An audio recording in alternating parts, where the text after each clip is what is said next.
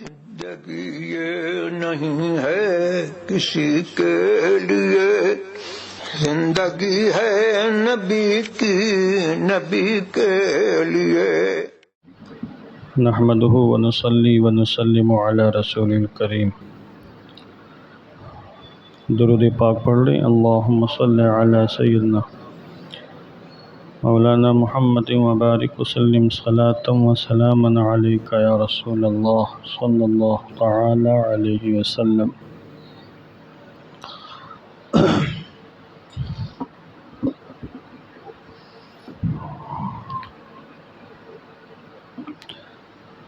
درس عقائد کا سلسلہ جاری ہے۔ اب تک آپ نے توحید باری تعالیٰ کے حوالے سے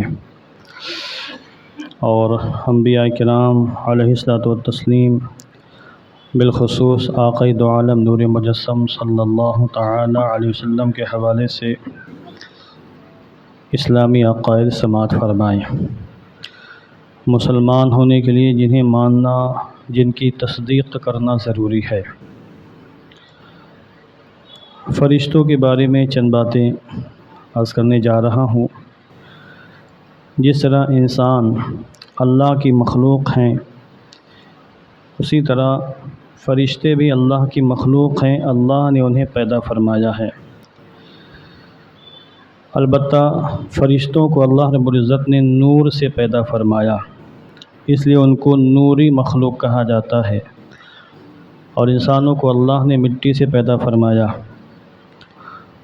جناتوں کو اللہ نے آگ سے پیدا فرمایا، ان کو ناری مخلوق کہا جاتا ہے۔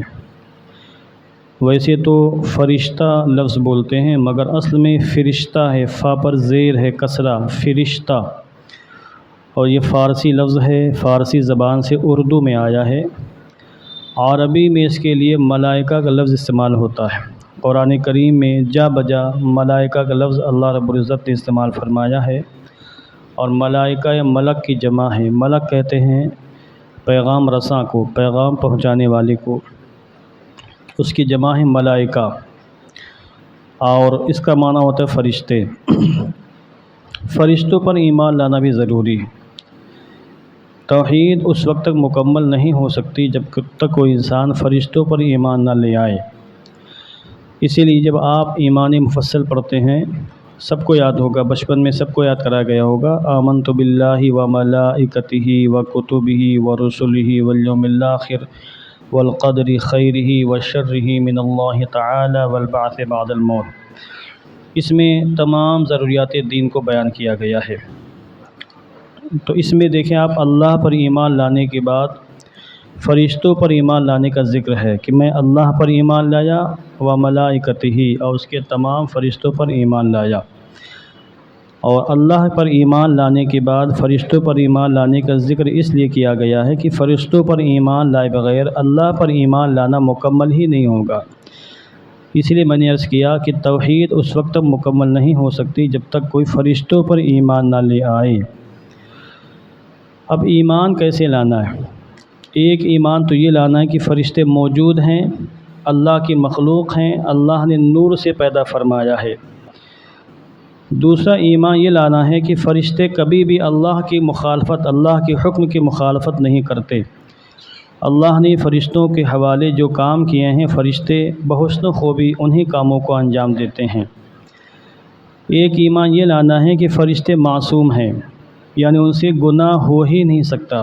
اللہ رب العزت نے فرشتوں کو ہر طرح کے چھوٹے بڑے صغیرہ کبیرہ تمام گناہوں سے محفوظ اور معصوم فرمایا ہے، تو اس کے معصوم ہونے کا عقیدہ رکھنا ضروری۔ میں نے اس سے پہلے بھی عرض کیا کہ فرشتوں اور نبیوں اور رسولوں کے علاوہ کوئی معصوم نہیں ہے، وہاں بھی میں نے عرض کیا تھا فرشتے معصوم ہیں۔ اور ایک عقیدہ یہ رکھنا ہے کہ فرشتوں کو اللہ نے بے پناہ طاقت و قوت دی ہے، اتنی طاقت و قوت کہ جس کا ہم تصور نہیں کر سکتے۔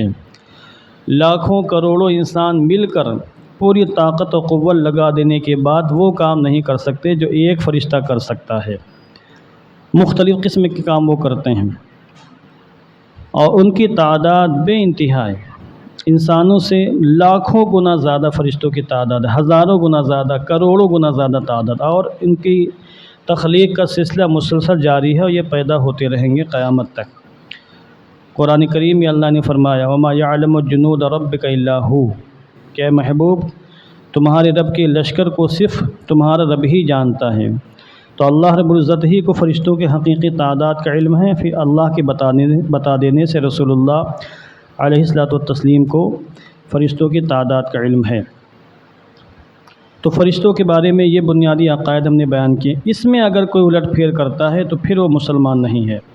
مثلا اگر کوئی یہ کہے کہ فرشتے معصوم نہیں ہیں، یہ کفر ہے، چونکہ فرشتوں کی عصمت، ان کا معصوم ہونا دلائل قطعیہ یعنی بالکل قطعی اور یقینی دلیلوں سے ثابت ہے، جس میں شک کی گنجائش نہیں ہے۔ کوئی فرشتوں کے بارے میں یہ عقیدہ رکھے کہ وہ نافرمان ہیں، یہ بھی کفر ہے۔ فرشتوں کے وجود ہی کا کوئی اگر انکار کرے کہ ہم بھائی فرشتوں کو نہیں مانیں گے، بھلے وہ خود کو موحد کہتا پھرے، قرآن پر ایمان رکھے، نبیوں کو مانے، رسولوں کو مانے، قیامت کو مانے، تقدیر کو مانے، جنت دوزخ کو مانے، سب کو مانے، نمازیں پڑھے، تلاوت کرے، خوب عبادت کرے، صوفی صاحب بن کے پھرتا پھرے، مگر مسلمان نہیں، چونکہ فرشتوں کے وجود کا منکر ہے۔ تو فرشتوں کا وجود ماننا مسلمان ہونے کے لیے ضروری ہے۔ اور فرشتے نوری مخلوق ہیں، اس میں اگر کوئی تعویل کرے، کوئی نیا معنی بیان کرے، ایسا کوئی معنی بیان کرے جو رسول اللہ علیہ الصلوۃ والتسلیم نے، نبیوں اور صحابہ نے، اہل بیت نے، محدثین فقہاء نے نہیں بیان کیا، تو ایسا انسان بھی کافر ہے۔ مثلا کوئی شخص یہ کہے کہ ہم فرشتوں کو مانتے ہیں، مگر فرشتے نوری مخلوق نہیں ہیں، وہ کوئی مخلوق نہیں، وہ تو نیکی کی قوت کا نام فرشتہ ہے۔ نیکی اور اچھائی کی جو طاقت و قدرت ہوتی ہے، اس کو فرشتہ کہہ دیا جاتا ہے۔ اب برائی کی طاقت و قدرت کو شیطان کہہ دیا جاتا ہے۔ لہذا شیطان کا کوئی حقیقی وجود نہیں ہے اور فرشتوں کا کوئی حقیقی وجود نہیں ہے۔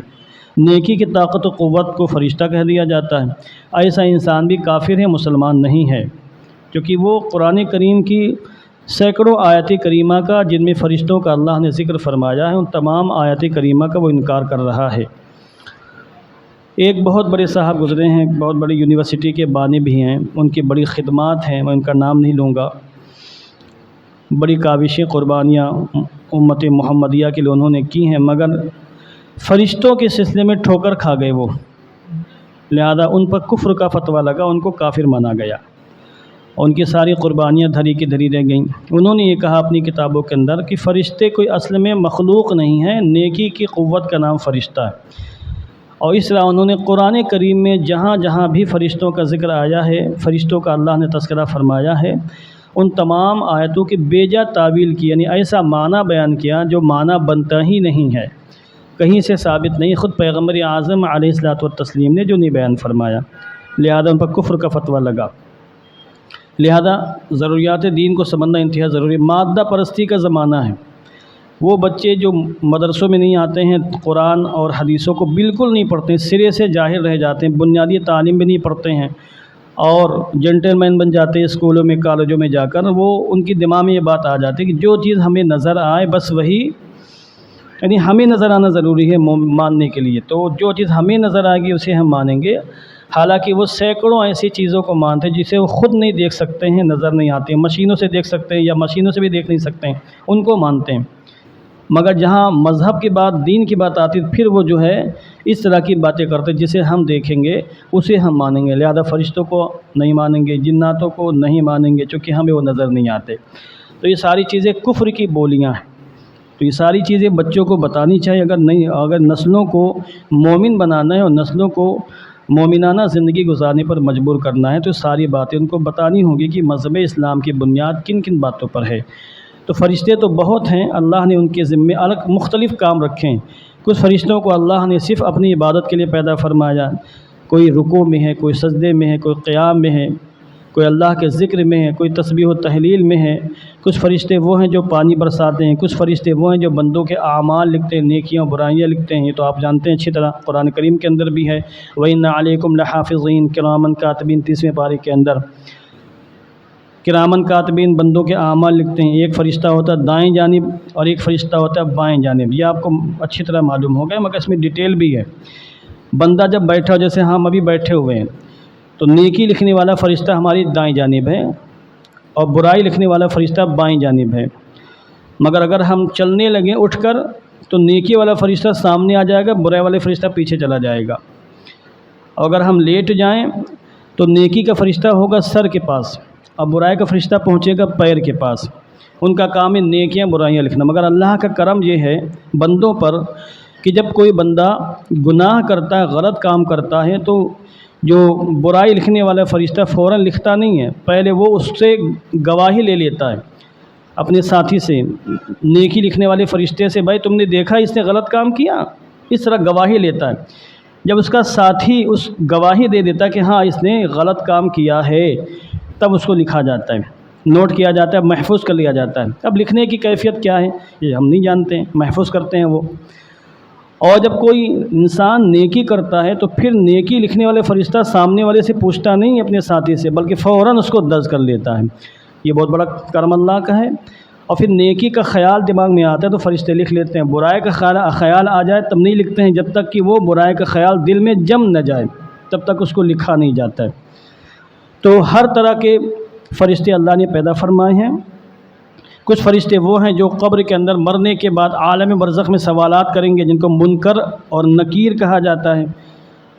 کئی احادیث کریمہ بخاری مسلم کے اندر روایتیں موجود اس سلسلے میں۔ 4 فرشتے جو سب سے معزز، سب سے مکرم، سب سے اونچی شان والے ہیں، وہ حضرت جبریل، حضرت میکائیل، حضرت اسرافیل، حضرت اسرائیل علیہم الصلاۃ والتسلیم۔ یہ 4 فرشتے ہیں۔ ان چاروں کو رسل ملائکہ کہا جاتا ہے، اور تمام فرشتوں کی سرداری حضرت جبریل امین علیہ الصلاۃ والتسلیم کو اللہ نے عطا فرمائی۔ اللہم صلی علی سیدنا مولانا محمد مبارک وسلم، صلاۃ و سلاما علیک یا رسول اللہ۔